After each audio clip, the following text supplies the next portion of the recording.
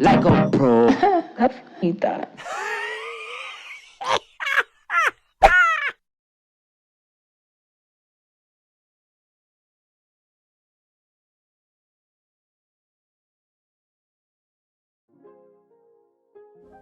Hey y'all, and welcome back to Brandi Beauty TV. Look y'all, today we're going to be doing a color touch-up, and color touch-up is actually not the correct term because she has so much new growth that this is practically going to be an entire new session. So we kind of basically started from scratch considering how much new growth she has, and as you can tell, it's peaking at about 6 inches. And that's pretty accurate considering the last time we did her color session, it was about a year ago. So this is what we have here, and as you can tell, her hair has grown out beautifully. So it's actually grown out from a haircut. It was about maybe about shoulder length, maybe a little shorter than that, and I did some rose gold streaks. It was purple. I'll insert a picture so you can see, and it turned out beautiful. So this is where we are from her last session, and as you can tell, she got a brand new head of hair. So she's on the road to kind of trying to grow it out, and I'm gonna assist her with her journey. We're gonna try to see how long it gets. I told her that I was trying to grow my hair to waist length. She was like, okay, I'll join you. So I guess we'll just see who gets there first. Probably her, because her hair, I think it grows much faster than mine. But anyways, so we're getting ready to transform her, and y'all stay tuned. Alrighty, y'all, so let's go on and get into this formula. Now, I'm going to just let you know that it's a lot going on here, okay? Because I started feeling really creative, and I just started playing at everything, okay? But just follow me. So I wanted to make her color like a dimensional copper. Well, yeah, copper, red copper, gold, just a blend. I wanted her to have a variety of bright summer, spring, vibrant color, okay? All natural reds and coppers, of course, but you get what I'm saying. Okay, so here we go. For her roots, this is the first formula. I did Matrix 7cc and 6RR, and I used a double series because Bianca's hair is very dark and she has a lot of hair, so I wanted to use the most intense color. Any single time you have a double series or a double letter, it's going to be even more intense, okay? So I used 7cc and 6RR equal parts, and I used 20 volume developer, and I did that from the root to about which is pretty much all the new growth basically. And then formula 2 was 8cc and 7cc and 30 volume developer.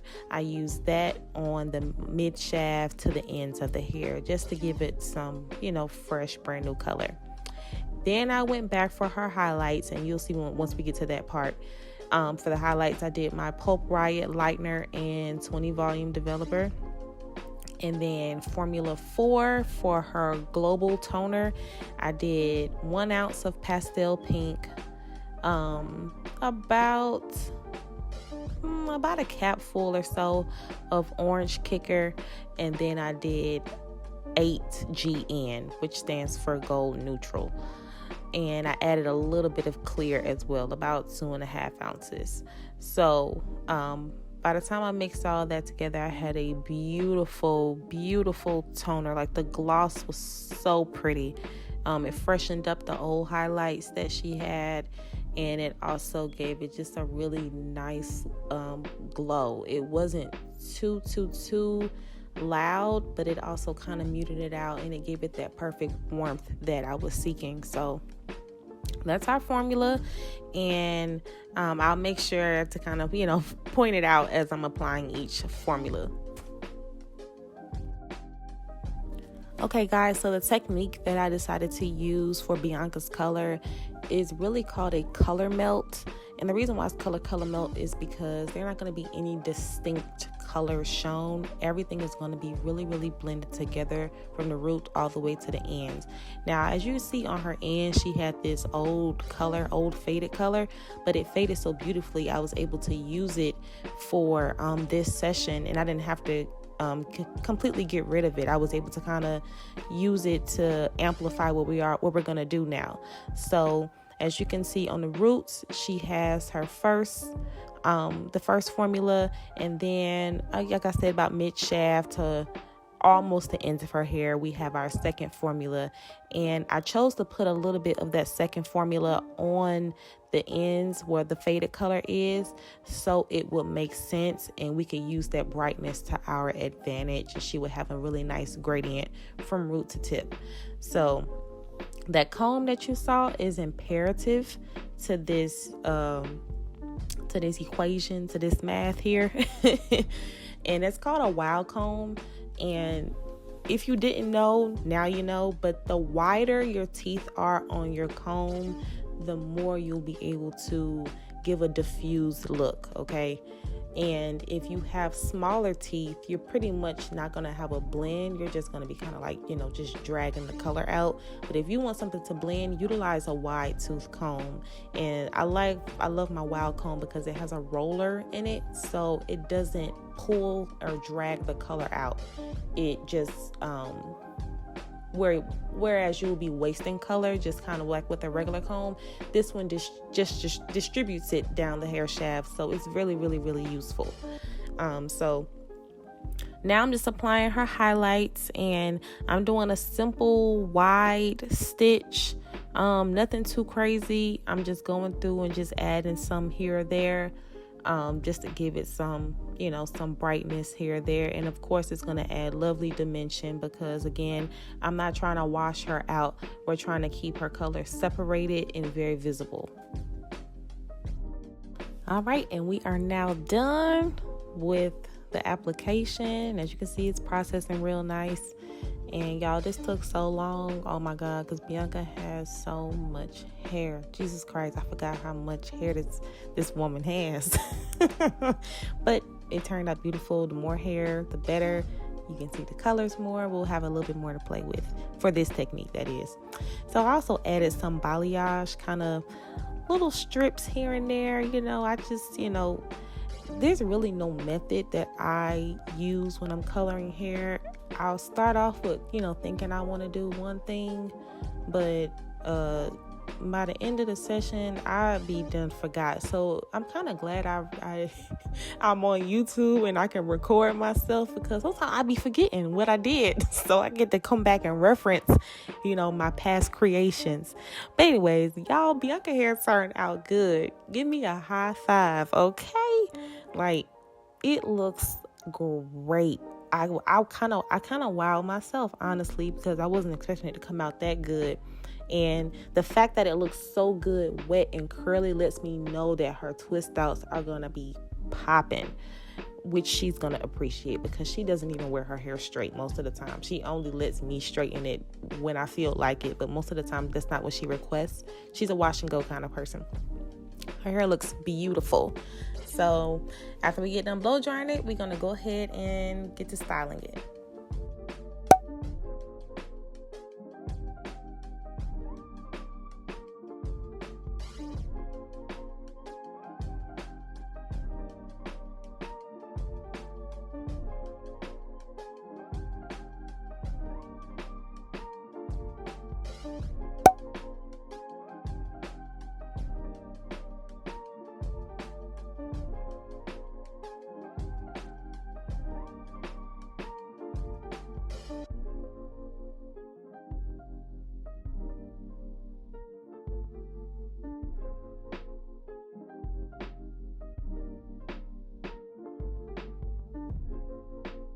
So guys, I am flat ironing Bianca's hair on 430, and the reason why I can do 430 comfortably is because I have been in love with my 7/10 iron. It's actually a ceramic iron from H2 Pro. It's from their Black Diamond series, and I got it for short hair. when I do my my pixie clients and, you know, my clients with, you know, kind of like, I guess you say mid-length pixies, you know, that can require a little bit of a need a thicker tool, but not too much thickness, if that makes sense. Like I can do a full curl with this iron. But anyways, so I got it for the pixie clients, but I've been loving pressing it for my longer haired clients because I love how close I can get to the root, and I also love how the heat distributes on this iron. Like, I have been in love. Like, I'm pressing people's hair that got just as much hair as Bianca with this small iron, but I'm able to move so quick because I can get really precise sections, and I don't have to go back over it because the iron is too thick. So I'm loving it, and as long as I'm taking really nice clean sections, this iron just works its magic phenomenally. One pass is all I need. Now, sometimes 2 passes is okay, but like I said, it just depends on the state of the hair and if it's necessary. Like, I might do 2 passes if I was doing like a smoothing treatment, but most of the time 1 pass is pretty sufficient. I normally don't have to do more than 1. But anyways, this iron just works beautifully. It's literally just like magic. And I've been using it for about a year now. Best investment ever. So I highly recommend this iron. And I'm sure some other companies may have this size too, but H2 Pro, it's just been with me throughout my career, and when I find something I like, I stick with it. I'm pretty much a creature of habit when it comes to things I like inside the hair salon, because I like to keep my systems very simple, and I like to keep my products simple. I like to be able to recreate looks effortlessly, and I don't like using a whole bunch of stuff. You know, I like to be able to get from point A to point Z without a whole bunch of steps and a whole bunch of products. So your tools matter. So if you don't do anything, invest in good tools, because it really does make or break the final outcome. Before curling Bianca's hair, I'm going to make sure I brush this holding spray through very, very well. Make sure that it's evenly distributed. The camera number 25, it can make the hair extremely hard. So I make sure I spray it liberally so that it can, you know, perform its job well. But brushing it through is the key. Anytime you have any type of holding spray, you have to make sure that it sets in there perfectly and that you coat each strand from, you know, the root to the tip just about. So I'm going to make sure I brush that through very well before we curl it. And I'm going to use my Babyliss titanium. What's this? I think it's the Prima, my Babyliss Prima. Don't get me to telling fibs. I forgot which number it is. But anyways, it's a really hot titanium iron, but it has the cool tips on the end, so I can hold that part if I need to, you know, just need some extra support. But guys, this iron, I love how sleek it is, because you can do really, really nice waves with it, and it just kind of gives a different silhouette to your traditional flat iron. You know, sometimes the flat irons are kind of rounded, and that gives them more of a curl that has like the form of a circle. But with this, it kind of gives the wave kind of look, you know. And I actually could have made this even more wavier had I not did a full turn. But this was fine because Bianca's hair, it was going to fall anyway. So this turned out, it was really good for what I was trying to achieve. So I'm just making sure I'm taking small workable sections, and going through and just taking my time. Root to tip. Perfection is not the key. We kind of want that messy, tousled look. So, you know, it's gonna pretty much look lived in anyway. The color, that's the focal point. You know, the styling that's fun and everything, but this color. And I'm glad you guys were able to see it both straight and curled, because that's the true test, you know, being able to see your final results in all 3 states: wet and curly, straight, and also curled or styled or whatever. And in Bianca's case, you know, win, because she often wears her hair in all 3 states sometimes. So, but more so curly, and that's really what I was more interested in. So towards the end, I'm going to insert a picture so you can see what her hair looks like when it's in a nice twist out. And man, it is just gorgeous. It looks so good on her. It looks good on her skin, and she's a true color chameleon. I have done so many different color combinations on her. She rocks them all: blonde, red, purple, mahogany. She just wears it well. And it's not very often that you get clients who are just, you know, I call them the golden clients, because they can wear pretty much anything. Not everybody can do that. I can't even do that. I kind of have a limit to, you know, what I think looks good on me. It could just be my own preferences, own, you know, insecurities or whatever, but I even won't dibble and dabble in some colors. But Bianca wears everything so well. So kudos to you, girl.